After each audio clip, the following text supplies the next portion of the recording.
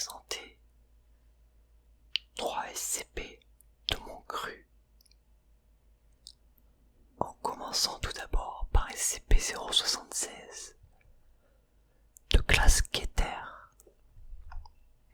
SCP-076 comprend 2 éléments. Un cube de pierre SCP-076-1 et une entité humanoïde contenue à l'intérieur du nom de SCP-076-2. SCP-076-1 est un cube de 3 mètres conçu en roche métamorphique tachetée de noir. Toute la surface de SCP-076-1 est couverte de profonds motifs isolés ne correspondant à aucune civilisation connue. Une porte est située sur un des flancs, scellée avec une serrure de 0,5 mètres de large et entourée de façon circulaire par autre petite serrure. À ce jour, aucune clé n'a été découverte, rendant impossible à verrouiller la porte une fois close. SCP-076-2 ressemble à un mâle humain mince et d'origine sémite, approchant de la trentaine. Ses cheveux sont noirs, ses yeux gris, et sa peau possède un ton olive. Le sujet mesure 1,96 m et pèse 81,65 kg. De nombreux tatouages représentant une iconographie occultée ésotérique sont présents sur tout son corps et varient de subtil à ouvertement ostentatoire. Le sujet est techniquement mort lorsqu'il est enfermé dans SCP-076-1. Cependant, SCP-076-2 se réveille régulièrement en parvenant à ressusciter, possédant alors tous les processus vitaux qu'un être humain requiert pour vivre. S'il y parvient, le sujet entrera dans un état de transe et traquera l'être humain le plus proche, tout en ignorant les autres formes de vie, en arrivant en contact d'êtres humains. SCP-076-2 entre alors dans un état de fureur dans lequel il essaye de tuer tous les autres êtres humains. SCP-076-2 est souvent problématique en raison de ses importantes capacités physiques. Le sujet possède une force et une vitesse surhumaine, et bien qu'il ne soit pas invulnérable, il a fait preuve d'une remarquable faculté à ignorer la douleur et les coups, poursuivant ses actions en dépit de blessures invalidantes pour un être humain ordinaire. Les accrochages précédents avec SCP-076-2 ont montré qu'il avait les capacités suivantes. Passer à travers une porte de sécurité en acier renforcé après 4 minutes d'attaque soutenue. Parcourir plus de 64 mètres en moins de 3 secondes. Recevoir de nombreuses balles de calibre 0,50 BMG dans la tête et survivre plusieurs minutes en continuant à tuer malgré de graves dommages au cervelet. Écraser des balles de fusil d'assaut et d'armes de poing en plein vol avec une barre d'acier. Survivre plus d'1 heure en étant privé d'oxygène afin de finalement s'asphyxier. La capacité la plus inhabituelle de SCP-076-2 est cependant sa faculté à matérialiser des armes blanches à première vue de nulle part. Une séquence vidéo au ralenti révèle que les armes en question sont extraites de failles dimensionnelles miniatures décrites comme de petits trous dans l'espace. On ignore où mènent ces portails, ni tout comme la façon façon utilisée par SCP-076-2 pour générer ces failles. Les images de ces lames montrent qu'elles sont fabriquées dans un matériau noir totalement non réfléchissant, paraissant aussi noir que le vide spatial. Les lames disparaissent rapidement après que le sujet ne les ait plus en sa possession.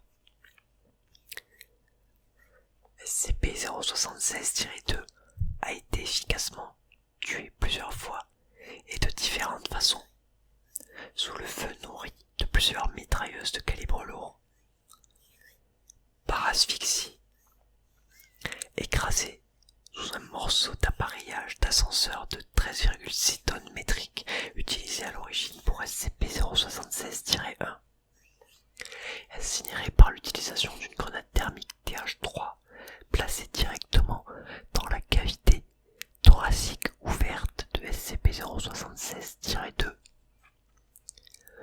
Lors de la première brèche de confinement survenue jusqu'ici, la zone de confinement 25, qui a accueilli précédemment SCP-076, fut contrainte de déclencher sa tête nucléaire présente sur le site comme dernier recours au cours de la tentative d'évasion, aboutissant à la destruction totale du site et du personnel.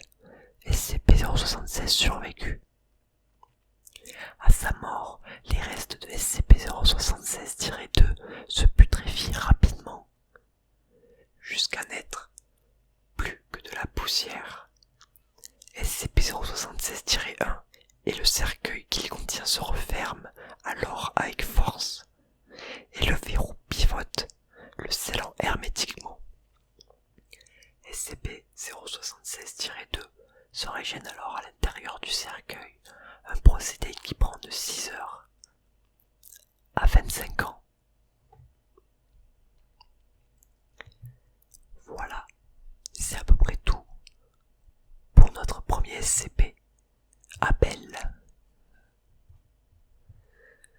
Nous allons maintenant passer au second SCP, SCP-162, de classe Euclide.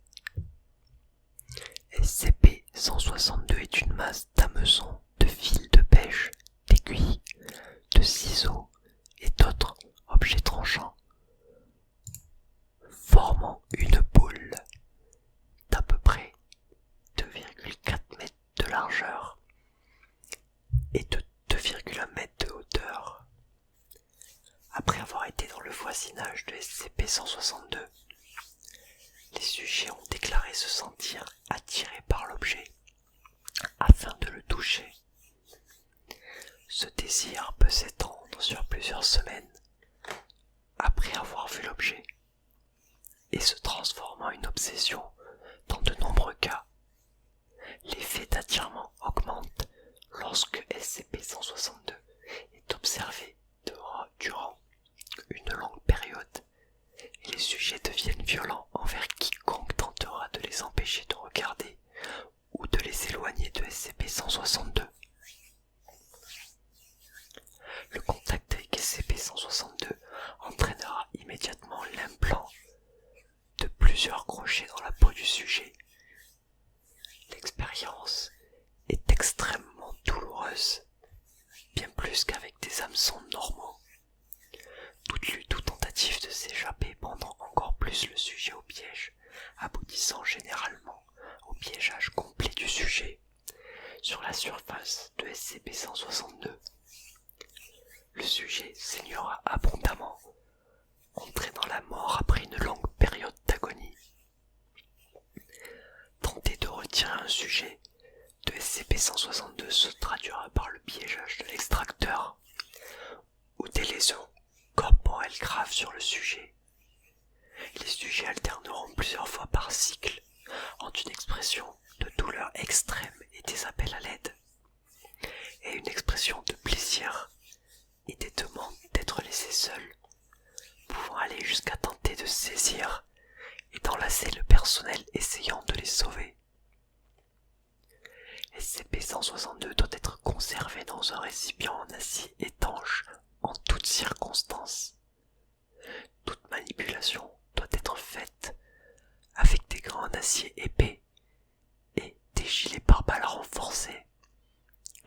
Tout membre du personnel tentant de toucher SCP-162 sans protection adéquate ou agissant de façon désordonnée, sans répondre aux sollicitations, doit être immédiatement retiré de la zone de confinement.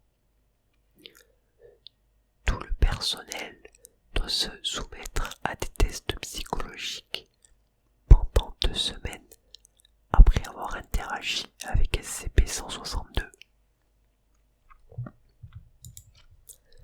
Passons maintenant au SCP suivant, SCP-239 de classe Keter. SCP-239 semble être une petite fille d'environ 8 ans, mesurant 1 mètre de hauteur et pesant 20,4 kg. Le sujet a de longs cheveux blonds. Les yeux du sujet semblent émettre une faible lueur gris-vert. Le sujet émet une forme de radiation inconnue. Ces émissions radioactives sont sans danger à faible dose, mais pourraient à plus forte dose décomposer la matière à un niveau subatomique. SCP-239 semble avoir la capacité de réaliser tout ce qu'elle exprime sous la forme d'un vœu. Présenté simplement, le sujet peut faire absolument tout ce qu'elle désire, sur un niveau psychologique fondamental, tant qu'elle en est consciente. Excusez-moi. Heureusement, elle ne semble pas être capable d'affecter ce qu'elle ne voit pas, et uniquement d'affecter ses environs directs, elle-même inclus, ce qui nous amène à la conclusion. Si elle peut le voir, elle peut l'affecter. Il ne serait évidemment pas très prudent d'essayer de tester la limite de ses pouvoirs. Elle semble être capable de créer et de modifier toute forme de matière vivante. Par exemple, quand un membre du personnel de classe D lui a accidentellement causé du tort. Elle a simplement exprimé son envie de le voir disparaître, et le sujet s'est évaporé. Heureusement, lorsque SCP-239 a commencé à éprouver de la culpabilité pour ce qu'elle avait fait, elle a souhaité le retour du classe D. Comme méthode pour limiter ses pouvoirs, le personnel a décidé de dire à SCP-239 qu'elle était une sorcière, ce qui, en plus de lui remonter grandement le moral, a permis de faire croire qu'elle n'était capable d'utiliser ses capacités en dehors d'une liste de sorts éditée par la Fondation, ce qui devrait nous préserver de futures tentatives d'évasion.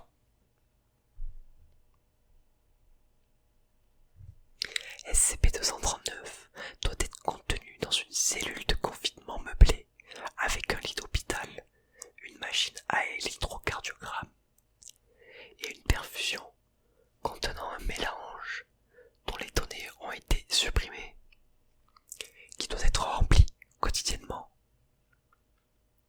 En aucun cas SCP-239 ne doit être sorti de son état de coma artificiel. Toute personne trouvée en train d'essayer de la réveiller sera immédiatement éliminée. Les murs de la zone de confinement doivent être recouverts d'un mélange de plomb et de SCP-148, qui est un alliage anti-télékinésique. Tous les membres du personnel de sécurité